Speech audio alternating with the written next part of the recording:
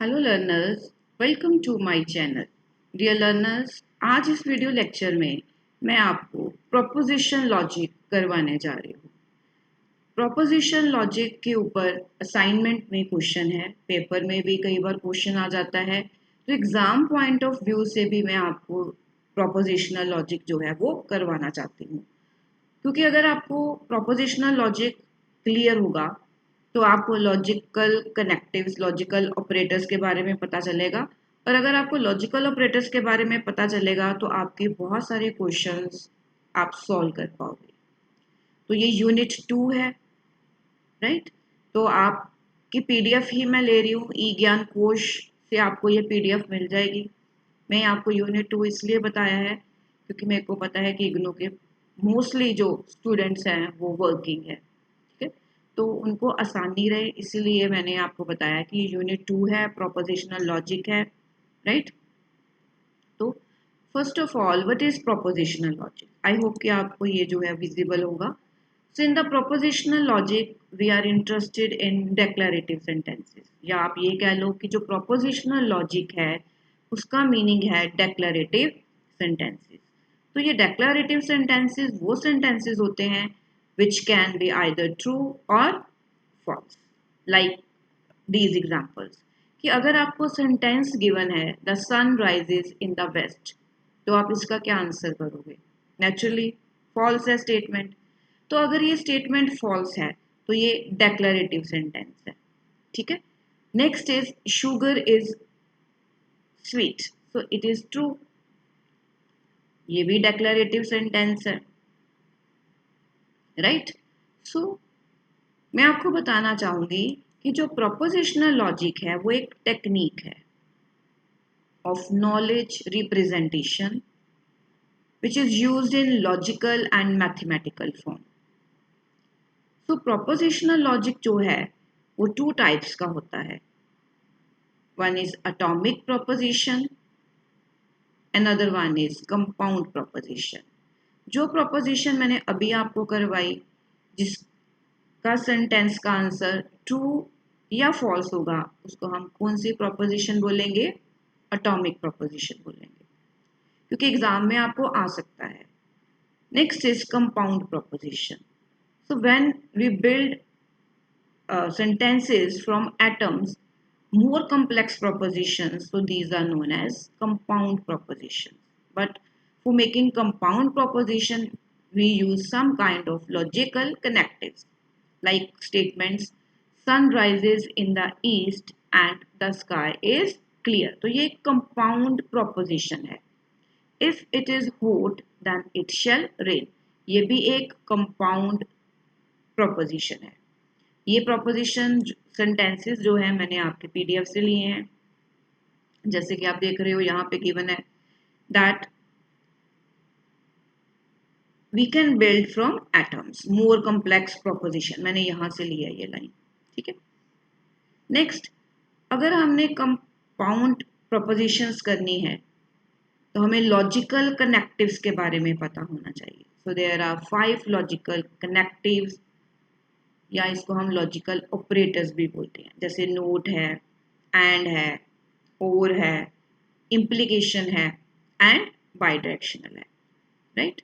तो यहाँ इन कनेक्टिव्स के बारे में, लॉजिकल ऑपरेटर्स के बारे में आपको पता होना चाहिए। तो मैं आपको भी दिखाने जा रही हूँ कि हमारे पास जो लॉजिकल कनेक्टिव्स जो हैं वो कौन कौन से लॉजिकल कनेक्टिव्स हैं।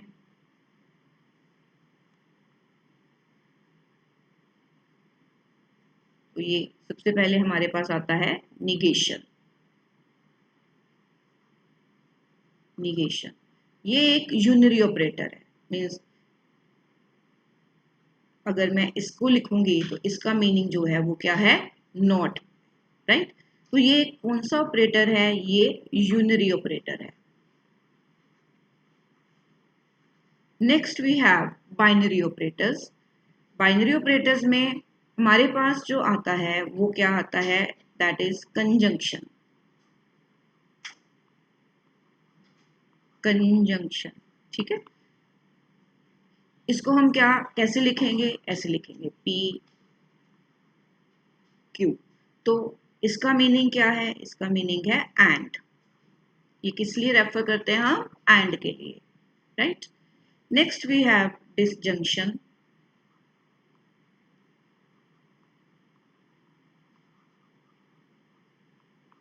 तो disjunction means or. Disjunction means or. Next we have that is implication या implies, ऐसे हम लिखेंगे। नेक्स्ट वी हैव इसके लिए if then के लिए if then। Next we have by conditional, by conditional, ठीक है। तो ये जो ऑपरेटर्स हैं ये कौन से ऑपरेटर्स हैं? बाइनरी ऑपरेटर्स हैं। मैं अभी आपको दिखाऊंगी।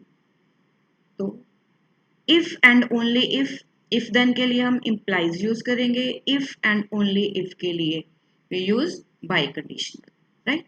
सो next we have some statements. अगर हम इन स्टेटमेंट्स को कुछ सिंबल्स असाइन कर दे like this, for example if we assign symbols P Q C। P means the wind speed is high. Q को रेफर करने के लिए हम यूज कर रहे हैं sentence temperature is low, one feels comfortable. अगर ये स्टेटमेंट सी इंग्लिश में ऐसे लिखी हो, if the wind speed is high, it means हमने पी दिया एंड के लिए आप देख रहे हो यहाँ पे हमने कनेक्टर यूज किया है। कौन सा? And symbol, conjunction. And temperature is low, then one does not feel uncomfortable. तो ये इफ देन है ना, इफ और then, that's why we have use इन दोनों स्टेटमेंट्स को ज्वाइन करने के लिए वी आर यूजिंग इम्प्लीकेशन और यहाँ पे note. So thus a compound proposition can express a complex idea. So in the propositional logic, an expression that represents a proposition such as a compound proposition, उसको हम क्या बोलेंगे? Well formed formula. क्या बोलेंगे? Well formed formula, right? तो यहाँ पे हम लिख दें if and only if and only। Dear learners, अगर आप मेरे चैनल पर नए हैं और अभी तक आपने चैनल सब्सक्राइब नहीं किया इफ एंड ओनली इफ, तो आप मेरे चैनल को सब्सक्राइब कर सकते हो। मैंने बहुत सारे प्रीवियस ईयर क्वेश्चन की जो प्ले लिस्ट है वहाँ पे बहुत सारे प्रीवियस ईयर के क्वेश्चन सोल्व करे हैं। अगर आपका कोई प्रीवियस ईयर का पेपर मीन्स इसके अलावा कोई सेकेंड थर्ड या फोर्थ सेमेस्टर का एग्ज़ाम रहता है तो आप प्रीवियस ईयर क्वेश्चन से हेल्प ले सकते हो, राइट। तो अब मैं आपको बताना चाहूँगी कि यहाँ पे एक टेबल भी दिखाना चाहूँगी। जैसे कि अगर मैं यहाँ पे कंजंक्शन को यूज करना चाहती हूँ लाइक ए बी, तो यहाँ पे हम ले रहे हैं true true true, false false, true and false false. तो अगर हम निगेशन ऑफ ए करेंगे तो यहाँ पे निगेशन ऑफ ए क्या बनेगा? निगेशन ऑफ ए बनेगा एफ, यहाँ पे भी एफ, यहाँ पे टू, यहाँ पे टू। तो मैं अभी आपको एक टेबल दिखाने जा रही हूँ। ये टेबल आपके लिए बहुत इम्पॉर्टेंट है। अगर आपको ये टेबल पता होगा, ठीक है, तो आप जो है बहुत अच्छे से आने वाले जो आपके क्वेश्चंस हैं उनको कर पाओगे। तो यहाँ पे आप देखो ये टेबल पेज नंबर 7 के ऊपर है। ये लिया ना, true true true false false true false false. तो निगेशन ऑफ ए क्या बनेगा? Next is A and B. अगर हम ए एंड बी को यूज करते हैं तो यहाँ पे मैं आपको दिखाना चाहूंगी ए एंड बी। तो ए एंड बी के लिए ये ट्रू ट्रू है, आपको पता ही है कि जब दोनों वैल्यूज ट्रू होंगी तो ट्रू आएगा, अदरवाइज क्या आएगा? फॉल्स आएगा। और अगर हम डिसजंक्शन को यूज कर रहे हैं तो उस केस में अगर कोई भी वैल्यू हमारी ट्रू है तो it will give true, otherwise it will give false. Next is we have A implies B। A implies B means कि जहाँ पे हमारी वैल्यू ट्रू और फॉल्स है तो आंसर में क्या आएगा, फॉल्स आएगा। ठीक है, ये मैं आपको दिखा भी देती हूँ। और बाकी सारे केसेस में हमारे पास क्या आएगा, ट्रू आएगा। ये देखो यहाँ पे हमारे पास जो है वो क्या है, ट्रू ट्रू ट्रू है, लेकिन जहाँ पे हमारी वैल्यू ट्रू और फॉल्स है तो क्या आएगा, फॉल्स आएगा। तो आई होप कि आपको जो है वो समझ आ गया है।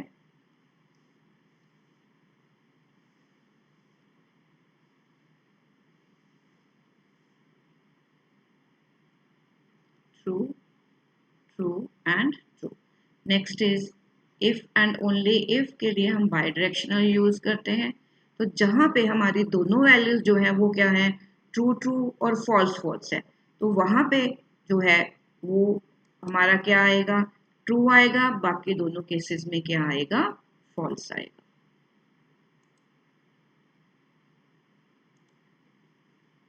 ये देखो ये हमारे पास ट्रू और फॉल्स है, फॉल्स और ट्रू है, तो यहाँ पे क्या आएगा, बाई कंडीशनल में फॉल्स फॉल्स, बाकी जगह पे क्या आएगा, ट्रू ट्रू। सो आई होप कि आपको ये टेबल समझ आ गया है। ये टेबल आपके लिए बहुत इम्पॉर्टेंट है। जब आप इसमें और न्यूमेरिक्स करोगे तो आपको इन लॉजिकल कनेक्टर्स के बारे में जो है वो जानना आपके लिए बहुत ज़रूरी है। ठीक है, तो ये देखो यहाँ पे लिखा हुआ है, ये कंजंक्शन है। If well formed formula is true if at least one of A and B is true. तो यही मैंने आपको बताने की कोशिश करी है। ठीक है, आई होप कि आप चैनल को सब्सक्राइब ज़रूर करोगे और लाइक करोगे। Thanks a lot.